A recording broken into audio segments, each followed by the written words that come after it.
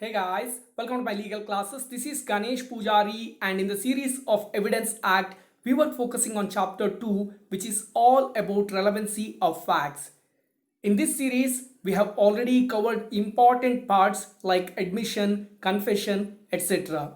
The next part is very interesting, which covers 5 important sections starting from section 34 to 38, which is all about statements made under special circumstances.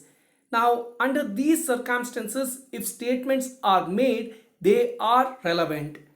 When I say 5 sections, the first section, that is section 34, is one of the most important section. So I am making an independent video for section 34, and mostly for the rest of 4 sections I will make just one video. Not wasting any of your time, let us go through the section along with chart and case clause. Let's get into the first slide. Section 34 discusses about entries in books of account, including those maintained in an electronic form when relevant. The Bare Act provision says entries in books of accounts, including those maintained in an electronic form, regularly kept in the course of business are relevant whenever they refer to a matter into which the court has to inquire, but such statements shall not alone be sufficient evidence to charge any person with liability. The legal language is very easy here. However, let us try understand the same with the help of below beautiful chart. The first and foremost part here is entries in book of accounts including electronic form. What are book of accounts? It can be a journal entry, ledger entry, vouchers, etc. Now I have more details on book of accounts in my next slide. Now these kind of entries in book of accounts need to be kept regularly. Okay, that is the first requirement. Kept regularly means it needs to be regular as well as it needs to be correct also. That is what held in lot of case laws, and it was discussed that regularly doesn't mean that it needs to be daily. It needs to be regular for that business. That is what very important. Why am I discussing about business? Because in the next block you can see that in the course of business. Now what is course of business? That we have discussed in detail when we discussed section 16. There we have taken the example of postcard delivery. Once you are writing a letter and posting, if the letter is not coming back to you, the assumption in a normal course of business is the letter has reached to the person to whom you have intended. That is what regular course of business.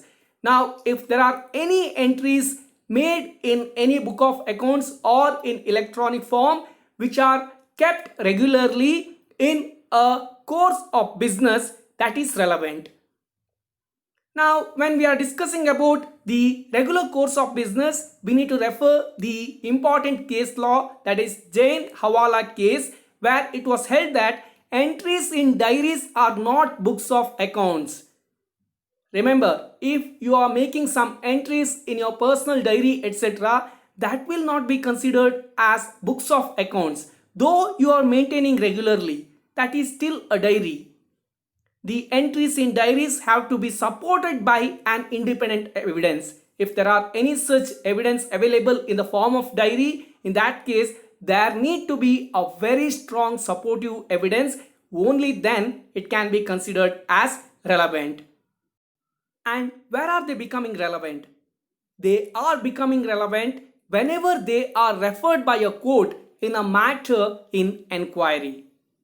So there is an inquiry in progress, and to support such inquiry, if any entries made in a book of accounts which is kept regularly in a regular course of business, in that case that particular entry in such book of accounts, which may be in electronic form also, will become relevant. That's all you need to remember as far as section 34 is concerned.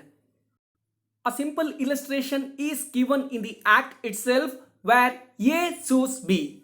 And what is the issue here?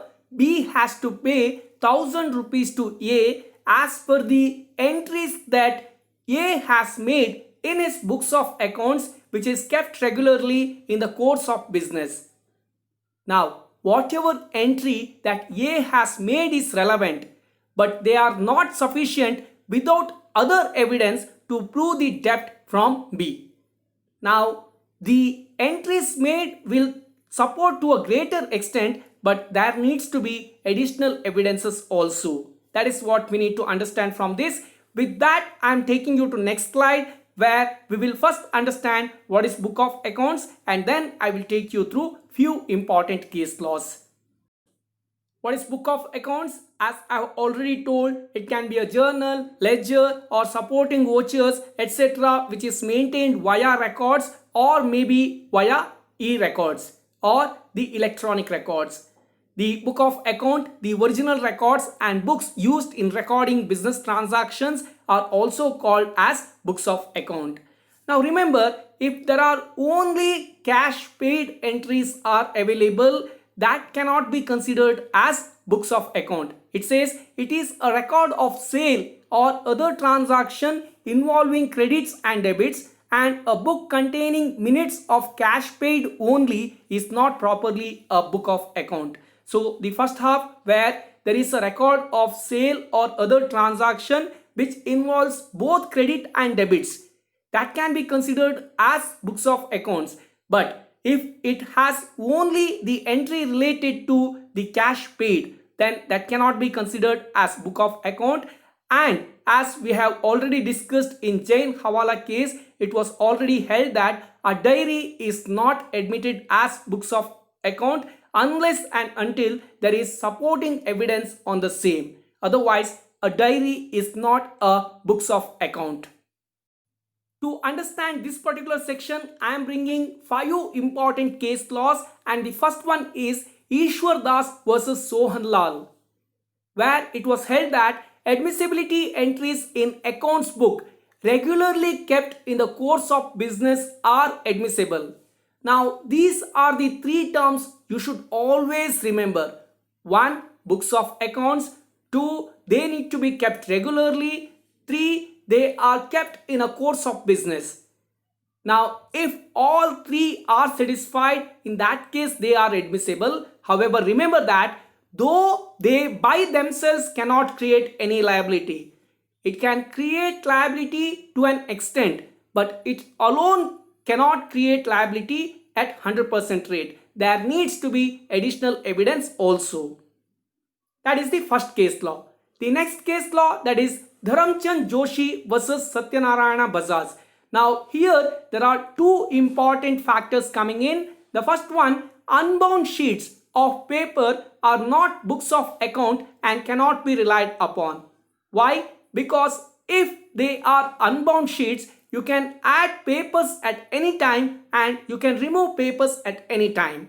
Now they are not correctly kept. Anybody can add a sheet and remove a sheet. That is not okay. And books of account being only corroborative evidence must be supported by other evidence. The same factor we have discussed in Ishwar Das case also. Here also the same was repeated, that they alone cannot create any kind of liability. The third case law, that is Hira Meher versus Birbal Prasad Agarwal, where it was held that account book not regularly maintained is not relevant evidence under section 34 of Indian Evidence Act. Easy. If it is not regularly maintained, it is not a valid evidence. If the entries are not correct, they are not valid documents, or if they are not maintained in a course of business, they are not valid. All these things are common, and here they have focused on the aspect of not maintaining regularly, which makes such evidence useless. That's what we need to learn from this particular case law.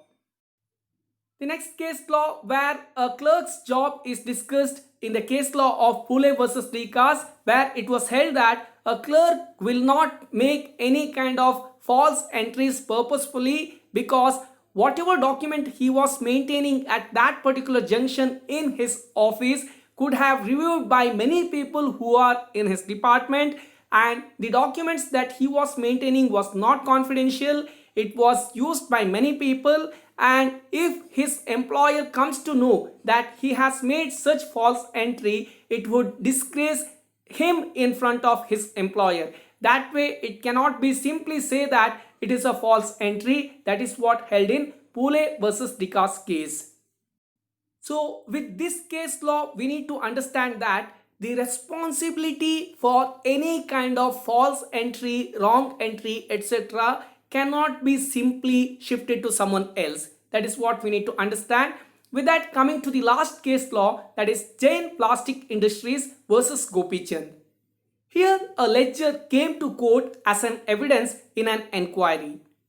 While court was reviewing such ledger, court observed that there were few entries and then few blank pages and then again few entries and then few blank pages. It was the nature of that ledger. When court seen it through very seriously, court realized that the first few entries were related to banks, and then there were few blank pages, and then there were entries related to customers, and then again there were few blank pages, and then there were entries related to landlord, and then there were few blank pages, and finally there were few entries related to tenants, and then again there were few blank pages. When asked, it was understood that each of those empty pages were kept to make further entries related to banks, customers, landlord, or tenants whatsoever is applicable. Now court held here that just because there were blank pages, it cannot be said that the document is not correct. It is a valid document because there is a clear reason for all those blank pages. It was to maintain transaction related to a specific bank's customers, landlord, tenants, etc. So it is a valid document, which is what held in Jain Plastic Industries versus Gopichand. With that, I am taking off. In the next slide, Nishan has something to say, and thank you so much for watching this video. Thank you for watching this video. Subscribe our channel. Please like, share and comment our videos. Thank you.